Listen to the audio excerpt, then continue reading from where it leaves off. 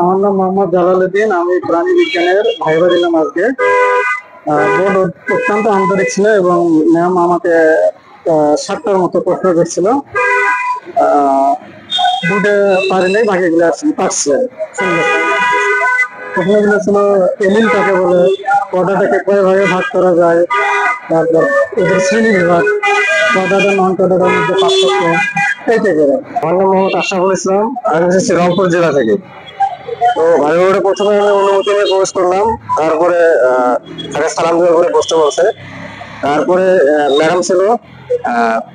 Madam হচ্ছে আমাকে প্রথমে জিজ্ঞেস করলো মনের আর প্রতিষ্ঠা দুইটা বৈশিষ্ট্যের মধ্যে পার্থক্য, আর হচ্ছে দুইটা জীবের উদাহরণ, এটা বললাম। তারপরে হচ্ছে ফাইটোপ্লাঙ্কটন সম্পর্কে বললো। হ্যাঁ, তারপরে জিজ্ঞেস করলো যে ফাইটোপ্লাঙ্কটনের অধিক্য হলে কি ঘটে, সেটা বললাম। তারপর হচ্ছে ন্যানো টেকনোলজি সম্পর্কে বললো, এটা বললাম। আরেকটা জিজ্ঞেস করছে গ্রিন বায়ো টেকনোলজি সম্পর্কে। ঠিক আছে, এটাই ছিল। তারপর হচ্ছে ম্যাডাম বলছে যে আপনি আসতে পারেন। আমি ধন্যবাদ দিয়ে চলে আসছি। আমি মোহাম্মদ হুজ্জাতুল ইসলাম। আমি আসছি কুড়িগ্রাম জেলা থেকে। আজকে আমার জীববিজ্ঞানের 7-এ গ্রুপে ভাইবা ছিল।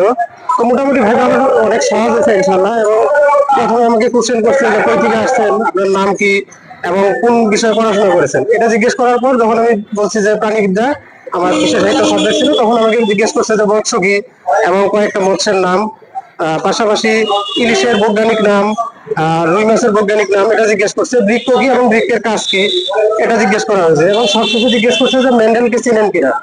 তো মেন্ডেলকে চিনেন কিনা এবং মেন্ডেলের যে জীববিজ্ঞানের সূত্র, মেন্ডেলের যে সূত্র দুইটা আছে, সেই সূত্র দুটার মধ্যে প্রথম সূত্রটি বর্ণনা করেন।